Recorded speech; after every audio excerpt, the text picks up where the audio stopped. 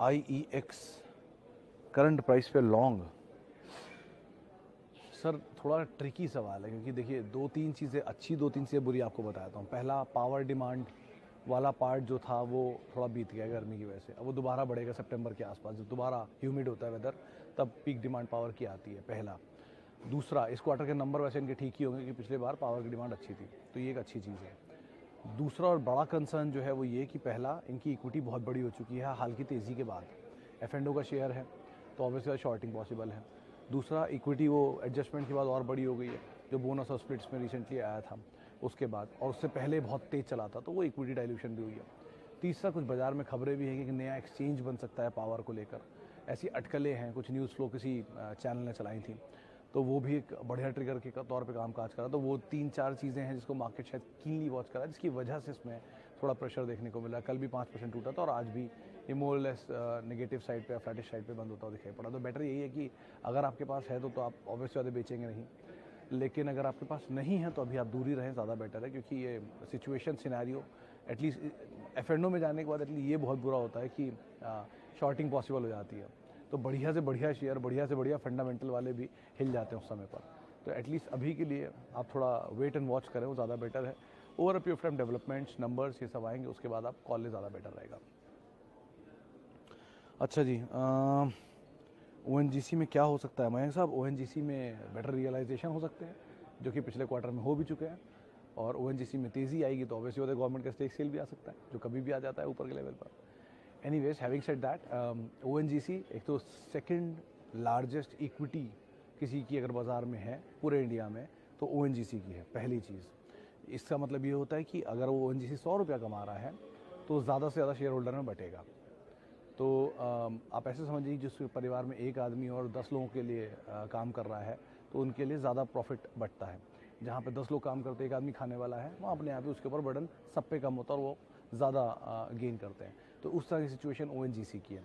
Plus यहाँ पर ऊपर के लेवल हमेशा स्टेक सेल आता है। क्रूड की तेज़ी इनके लिए अच्छा ट्रिगर है, क्योंकि इनके रियलाइजेशन बेटर होते हैं। पहले $50, $52 पर रियलाइजेशन होता था, लास्ट तेज़ी में $72 आ गया। इस बार भी 70, 77, $80 के आसपास कहीं आएगा, जिसमें विंडफॉल गेन लगाने की बातचीत भी थी, लेकिन वो दिया नहीं उन्होंने। तो न्यूज़ फ्लोज पॉजिटिव हैं, क्रूड की तेज़ी पॉजिटिव है इनके लिए, अपस्ट्रीम कंपनी क्योंकि है और सब्सिडरी भी है कई सारी, मतलब कई सारी कंपनियों के अंदर स्टेक भी है इनका OMCs में, तो उनका स्टेक सेल अलग इनके लिए प्ले करेगा। लेकिन ONGC के साथ ये चीज़ ध्यान रखिएगा, दो चीज़ें, एक सरकारी कंपनी, तो स्टेक सेल कभी भी ऊपर के लेवल पे आ सकता है। दो, बड़ी इक्विटी, तो बहुत बड़ा डाइल्यूशन ऑलरेडी हो चुका है। तो इतने बड़े डाइल्यूशन के बाद ONGC 150 रुपये का शेयर नहीं है।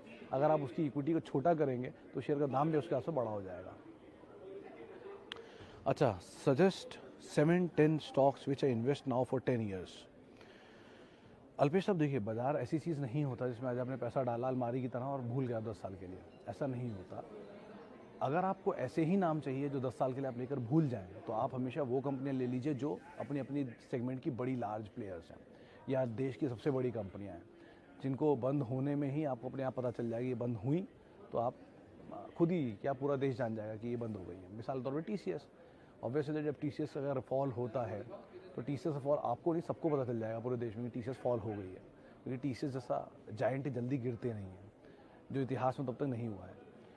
HDFC banks, Asian paints, Bajaj auto, Reliance, ऐसे कर करके जितने भी बड़े बड़े नाम आपने सुने हैं जाइंट्स, जो टू बिग टू फेल है, ICICI बैंक, SBI, इनको आप आराम से लेके भूल जाइए 10 साल के लिए। HUL, तो उससे क्या होगा, वो तो आपको कभी फेल होंगे ही नहीं, वो तो जाइंट्स ही हैं, तो आप उनको देखने की ज़रूरत नहीं पड़ती। लेकिन अगर आपको लगता है कि नहीं, मैं थोड़ा बहुत भी देखना चाहता हूँ, तो आप ऑब्वियसली बात है हर 6 महीने में अपनी सिचुएशंस को रिव्यू करते रहिए, और तब आप सेकंड बेस्ट कंपनियों में भी जा सकते हैं। उस सेस में आपको हर 6-6 महीने में उनकी सिचुएशन रिव्यू करती रहनी पड़ेगी। एशियन पेंट के लिए हर 6 महीने बदलते हैं, कभी क्रूड नीचे, कभी क्रूड ऊपर, कभी डॉलर नीचे, कभी डॉलर ऊपर। TCS के लिए भी लाइक वाइज गाइडेंस ऊपर, गाइडेंस नीचे, ये थोड़ा बहुत ऊपर नीचे करते रहेंगे।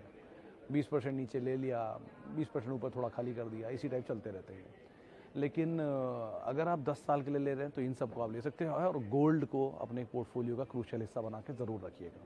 या आपको कुछ भी समझ में नहीं आ रहा है तो आप म्यूचुअल फंड में इन्वेस्ट कर दीजिए, बढ़िया वाले, large cap, mid cap, small cap में, और आराम से उनको लेकर बैठे रहिए, क्योंकि वहाँ पर भी कुछ नहीं होता। लेकिन दोनों ही सूरतों में, चाहे आप शेयर लें या म्यूचुअल फंड लें, हमेशा लें थोड़ी थोड़ी फॉर्म में, SIP के वे में। आपको 8 से 10 साल के लिए कोई चीज़ लेनी है, लीजिए, कोई बुराई नहीं है, लेकिन हर महीने या हर हफ्ते या हर 15 दिन में थोड़ा थोड़ा थोड़ा थोड़ा लेते रहिए। उससे क्या होगा, आपकी कॉस्ट नीचे आएगी। लेंगे आप 8 साल के लिए, लेकिन आप थोड़ा थोड़ा थोड़ा थोड़ा लेंगे, उसी 8 साल की पूंजी को छोटे छोटे हिस्सों में डिवाइड करके आप पैसे एंटर कर सकते हैं। ओके, आगे बढ़ते हैं। महानगर गैस, HDFC AMC, ABSL तो हुआ आदित्य बिरला, ABFRL तो सुना था, ABSL कौन सी कंपनी है? एनीवेज, बाकी दो बंदों बात कर ही लेता हूँ। सर HDFC AMC बहुत कुछ अब इसमें खोने के लिए शायद नहीं दिख रहा है, क्योंकि ऑलरेडी इतना टूट चुका है HDFC लाइफ की तरह। 1700-1600 की रेंज में तो वैसे भी ठीक ठाक दिख ही रहा है, तो इसको तो बन ही रही है। और महानगर गैस में एक बढ़िया तेज़ी इसमें दिखा चुका है ऑलरेडी। ये क्वार्टर के नंबर थोड़े बेटर साइड पर रहेंगे इनके भी, तो एटलीस्ट ये क्वार्टर के नंबर तो आप रिव्यू कर ही लीजिए, लेकिन ये बड़ी तेज़ी दिखा चुका है, इसको ध्यान रख कर ही लीजिएगा। नीचे से, ऊपर से टूटा है ऑब्वियसली बात है, लेकिन नीचे से थोड़ा चला हुआ है, तो उनका आप ध्यान रखकर इनमें कॉल लीजिएगा। लेकिन हाँ, HDFC AMC बहुत कुछ खोने के लिए नहीं है, तो आप उसको कॉल के तौर पे देख सकते हैं। अच्छा जी, आगे बढ़ते हैं। और rain industry and Ashok Leyland, Ashok का बिल्ड कौन, long term short term? Satish sir, rain industries वैसे तो साइक्लिकल स्टॉक है, मतलब इसी कमोडिटी बेस्ड प्ले है ये। कुछ सीमेंट का भी हिस्सा है इसके अंदर, और कुछ कैल्साइन कोक के अंदर भी कंपनी कामकाज करती है। जो हमारे कोलकाता वाले राजेश अग्रवाल साहब हैं, कई बार इसके बारे में जिक्र कर चुके हैं। कंपनी ठीक है, कंपनी में कोई खास खराबी नहीं है, लेकिन जो कारोबार है वो थोड़ा थोड़ा साइक्लिकल वे में चलता है। तो कैल्साइन कोक वाला, सीमेंट तो ठीक है, लेकिन कैल्साइन कोक का कारोबार वैसे चलता है, तो इसलिए आपको थोड़ा सा निराशा मिल भी सकती है इसमें, तो इस लिहाज से इसको देखिएगा। लेकिन अशोका बिल्डकॉन लॉन्ग टर्म के लिए एटलीस्ट मत जाइएगा। इंफ्रा में लॉन्ग टर्म वेल्थ किसी ने शायद ही क्रिएट की हो, मैं पहले भी कई बार कह चुका हूँ। उसकी वजह है कि ये इस सेक्टर के साथ 2-3 बड़ी बड़ी क्रूशियल प्रॉब्लम्स रहती हैं। पहला, डेट। इंफ्रास्ट्रक्चर प्रोजेक्ट को बनाने के लिए छोटी मोटी रकम नहीं चाहिए होती, बड़ी रकम चाहिए होती है, जो ये कंपनियां डेट पे उठाती हैं। इंटरेस्ट रेट बढ़ा तो डेट की इंटरेस्ट आउटगो बढ़ जाएगा, इंटरेस्ट आउटगो बढ़ना इनके लिए कंसर्न रहता है, पहला।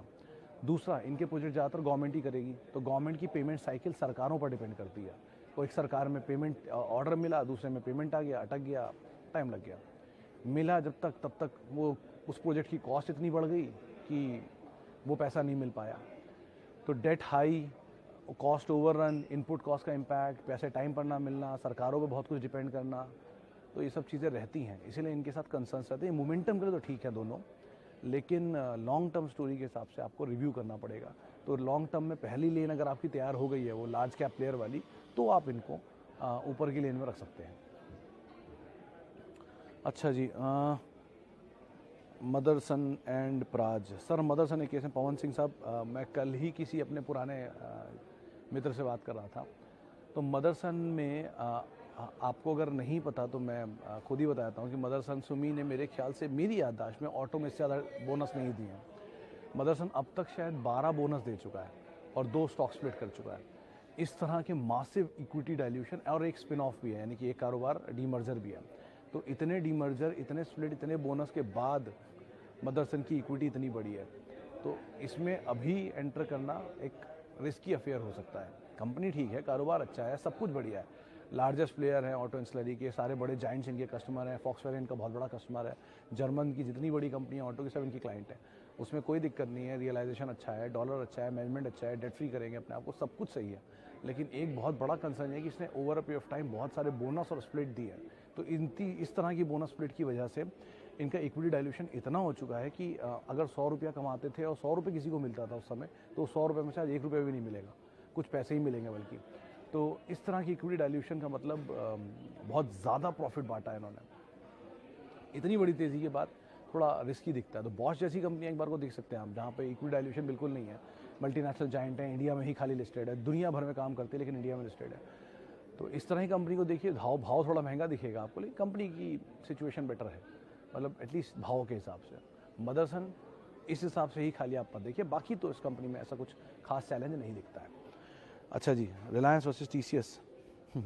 राकेश साहब, ये मुझे भी नहीं पता कि किस में ज़्यादा रिटर्न आएगा, रिलायंस में या TCS में। दोनों में अपने अपने मतलब ये तो कुछ वैसा सवाल हो गया कि पनीर टिक्का या सोयाबीन टिक्का, आपको जो पसंद हो आपके हिसाब से आप देख सकते हैं। मैं इसमें क्या बताऊँ, दोनों की अपनी अपनी स्ट्रेंथ है, दोनों की अपनी अपनी वीकनेसेस हैं, और दोनों अपने अपने सेक्टर के लीडर हैं। तो लीडर वर्सेस लीडर नहीं हो सकता ना, आप की चॉइस पर डिपेंड करता है आप क्या खाना चाहेंगे।